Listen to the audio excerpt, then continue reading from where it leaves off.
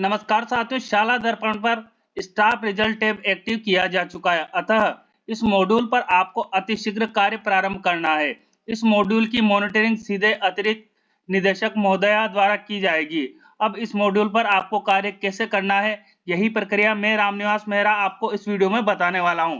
तो वीडियो शुरू करने से पहले मेरा आपसे निवेदन रहेगा कि यदि आप चैनल पर नए हैं तो चैनल को सब्सक्राइब अवश्य कीजिएगा और साथ में घंटी वाले बेल आइकन को दबाकर ऑल पर भी प्रेस कीजिएगा। और हाँ साथियों, यदि आप एडवर्टाइजमेंट फ्री मेरे वीडियो देखना चाहते हैं तो मेरे पेज जो फेसबुक पेज है उसका लिंक मैंने वीडियो के डिस्क्रिप्शन बॉक्स में अवेलेबल करवाया हुआ है। उस पर जाकर आप फेसबुक पेज से भी जुड़िए और आपके कमेंट और सवाल मुझसे आप फेसबुक पेज से भी पूछ सकते हैं। तो चलिए साथियों, देख लेते हैं संपूर्ण प्रक्रिया स्टेप बाय स्टेप। तो सबसे पहले आपको आपके विद्यालय को लॉगिन कर लेना है। इस तरह का नए टैब आपके सामने यहाँ दिखाई देंगे। यहाँ एक ऑप्शन मिलेगा आपको परिणाम का, तो इस परिणाम टैब पर आपको क्लिक करना है। अब जहां मेरा कर्सर जा रहा है यहाँ पर आपको मिलेगा स्टाफ रिजल्ट नेम से एक ऑप्शन आपको यहाँ दिखाया जाएगा, तो आपको इस पर क्लिक कर लेना है। जैसे आप इस पर क्लिक करेंगे, यहाँ नीचे आपके सामने एक ऑप्शन और खुलकर आ जाएगा अध्यापक परिणाम नेम से, तो आपको यहाँ पर क्लिक कर लेना है। अब इस तरह का पेज आपके लिए यहाँ खुलकर आएगा। आपको यहाँ नीचे की ओर कुछ आवश्यक दिशा निर्देश दिखाई देंगे। इन दिशा निर्देशों को भी आपको जान लेना है। मैं आपको एक एक क्लियर कर देता हूँ। एक ही कक्षा में एक ही विषय को आंशिक रूप से एक से अधिक विषय अध्यापकों ने अध्यापन करवाया हो तो परीक्षा परिणाम सभी विषय अध्यापकों का निर्धारित किया जाएगा। इस बात को आपको ध्यान रखना है कि एक ही विषय यदि है और एक से अधिक अध्यापकों ने उसको अध्यापन करवाया है तो परीक्षा परिणाम सभी विषय अध्यापक जिन जिन भी अध्यापकों ने पढ़ाया है उनका यहाँ निर्धारित आपको करना है। उनका नेम आपको यहाँ चढ़ाना होगा जो नीचे टेबल दी गई है। अभी मैं आपको प्रक्रिया बताऊंगा कि आपको कार्य कैसे करना है। दूसरा जो नोट आपको यहाँ मिलेगा उसमें बताया जाएगा एक ही कक्षा में एक ही विषय को अलग समय अवधि के लिए एक से अधिक अध्यापकों ने पढ़ाया है तो अधिकतम समय अध्यापन कराने वाले अध्यापक का परिणाम निर्धारित होगा। इस बात को आपको ध्यान रखना है। तीसरी चीज जो यहाँ क्लियर की जा रही है, परीक्षा परिणाम में केवल मुख्य परीक्षा के परिणाम को ही शामिल करे, पूरक परीक्षा का परिणाम शामिल नहीं करना है। आपको इस बात का ध्यान रखना है कि जो मुख्य परीक्षा हुई है उसी का परिणाम इसमें शामिल होगा। जो सप्लीमेंट्री आई है उनको आपको यहाँ पर शामिल नहीं करना है। इस बात का आपको ध्यान रखना है। तो अब आपको आ जाना है यहाँ नीचे की ओर। अब परीक्षा परिणाम आपका कब से कब तक का भरा जा रहा है, वो है 2022-23 का ही परीक्षा परिणाम आपको यहाँ भरना है। अब यहाँ आपको तीन ऑप्शन दिखाई देंगे। टीचर्स टाइप में आपको तीन ऑप्शन दिखाई देंगे, पहला वर्किंग, दूसरा रिलीव्ड और तीसरा एजुकेशनल सिस्टम। यदि आप हिंदी में इसको करके देखना चाहें तो आपको यहाँ मिल जाएगा कार्यरत। यदि आपके यहाँ कार्मिक है तो उसको आपको यहाँ सेलेक्ट करना है। और कार्य मुक्त यदि वो हो गया है, जिस विषय अध्यापक ने अध्यापन कराया था, तो वो बिंदु आपको यहाँ सेलेक्ट कर लेना है। और शिक्षण व्यवस्थार्थ यदि अध्यापक कहीं से लगा हुआ है तो वो भी आपको यहाँ सेलेक्ट करना होगा। तो फिलहाल मेरे केस में यहाँ है कार्यरत, तो मैं कार्यरत पर क्लिक कर लेता हूँ। जैसे ही आप यहाँ क्लिक करेंगे कुछ टाइम शाला दर्पण प्रोसेस करेगी और इस तरह की इंफॉर्मेशन लेकर अब वापस आपके सामने आ जाएगी। अब आपको यहाँ जो कहा जा रहा है और टीचर का नेम सेलेक्ट करने के लिए कहा जा रहा है, तो आप यहाँ से क्लिक करेंगे तो जितने भी कार्मिक आपके विद्यालय में होंगे उनकी इंफॉर्मेशन आपके सामने यहाँ खुलकर आ जाएगी।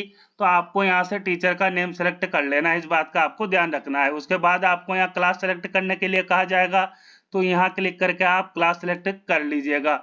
जैसे आप क्लास सेलेक्ट करेंगे कुछ टाइम प्रोसेस होगी। उसके बाद आपको यहाँ सेक्शन सेलेक्ट करने के लिए कहा जाएगा, तो यहाँ क्लिक कीजिएगा। जितने भी सेक्शन आपके विद्यालय में चलते हैं उनकी इंफॉर्मेशन खुलकर आपके सामने आ जाएगी, तो आप यहाँ से उचित सेक्शन सेलेक्ट कर लीजिएगा। उसके बाद आपको यहाँ सब्जेक्ट सेलेक्ट करने के लिए कहा जा रहा है, तो आप यहाँ सब्जेक्ट यहाँ क्लिक कीजिएगा। जितने भी सब्जेक्ट आपके विद्यालय में चलते हैं उन सब्जेक्ट की इंफॉर्मेशन यहाँ शो होगी, परंतु जिस अध्यापक का आप परिणाम चढ़ा रहे हैं उन्होंने जो सब्जेक्ट 7 पर्यंत पढ़ाया है उनका ही सब्जेक्ट आपको यहाँ से सिलेक्ट करना है। तो यहाँ इस तरह आप सब्जेक्ट सेलेक्ट के बाद टोटल स्टूडेंट परीक्षा में कितने शामिल हुए हैं उसकी इंफॉर्मेशन आपको यहाँ चढ़ानी है। तो आप टोटल स्टूडेंट आपके कितने परीक्षा में अपेयर हुए थे उनकी संख्या आप यहाँ दर्ज कर लेंगे। और साथ ही यदि आपको ध्यान रखना है कि आप कक्षा 1 से 5 में कार्य कर रहे हैं, 1 से 5 में पढ़ाते हैं या 1 से 8 में पढ़ाते हैं, तो आपका 5वीं का और 8वीं का बोर्ड का परीक्षा परिणाम भी दर्ज होगा। तो उसके लिए अगर ये आपको यहाँ फर्स्ट डिवीजन दिखाई दे, यदि आप 5 का दर्ज कर रहे हैं परिणाम फर्स्ट डिवीजन यहाँ दिखाई दे, तो आपको यहाँ पर 0 शो करना है, क्योंकि 5वीं में और 8वीं में ग्रेड आती है तो आप यहाँ 0 शो कर देंगे। सेकंड डिवीजन में भी आप 0 शो करेंगे और थर्ड डिवीजन में भी आप 0 शो करेंगे। पहले मैं 5वीं का बता देता हूँ।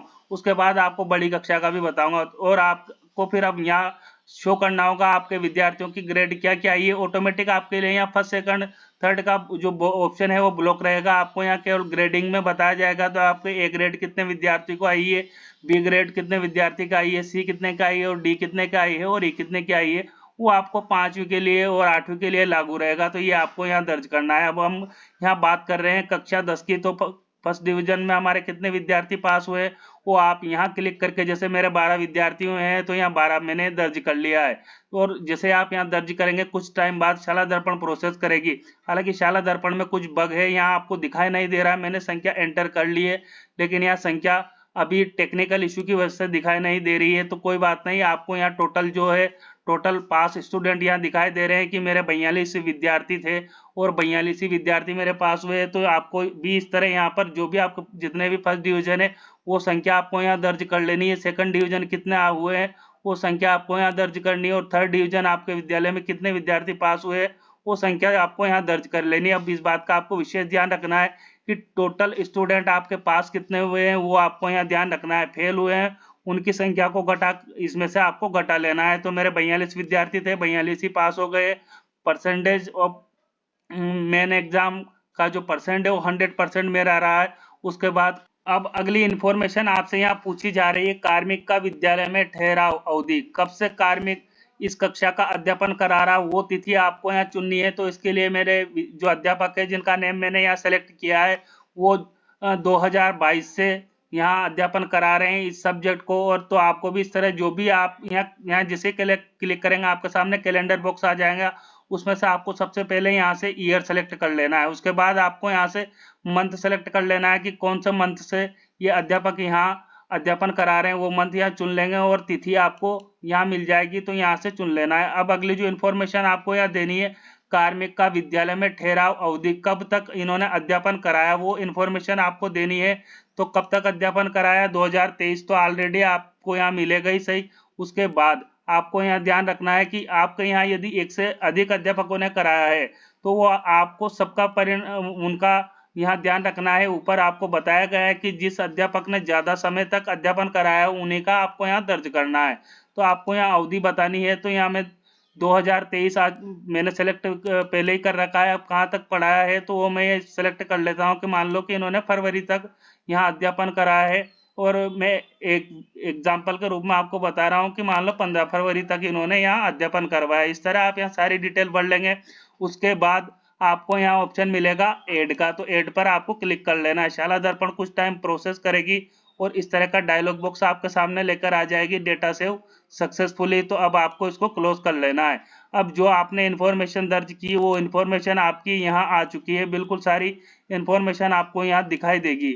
अब साथियों आपको इस बात को ध्यान रखना है कि यदि आपसे इसमें किसी प्रकार की गलती है तो आप यहाँ से एडिट भी कर सकते हैं।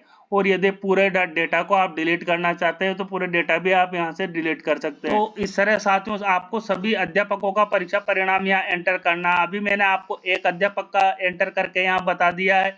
अब यदि आप दूसरा अध्यापक का एंटर करना चाहते हैं तो आपके सामने यहाँ अगली रो आ गई है। जैसे मैंने बताया उसी प्रकार आपको कार्य करना है और फिर यहाँ ऐड पर क्लिक कर लेना है। जैसे आप ऐड पर क्लिक करेंगे वापस आपके सामने यहाँ नई इन्फॉर्मेशन शो हो जाएगी, नए टीचर के परिणाम के लिए ये रो एक्टिव हो जाएगी आपके लिए। तो आप इस तरह से यहाँ परिणाम दर्ज सभी अध्यापकों का आपके एक एक करके दर्ज करेंगे। उम्मीद है साथियों ये वीडियो आपके लिए अध्यापक परिणाम सत्र 2022-23 का परिणाम दर्ज करने में आपकी सहायता करेगी। और सहायता करे तो प्लीज मुझे कमेंट बॉक्स में कमेंट करके अवश्य बताइएगा। साथियों मिलते हैं इसी तरह के अहम अपडेट के साथ, तब तक के लिए जय हिंद जय भारत।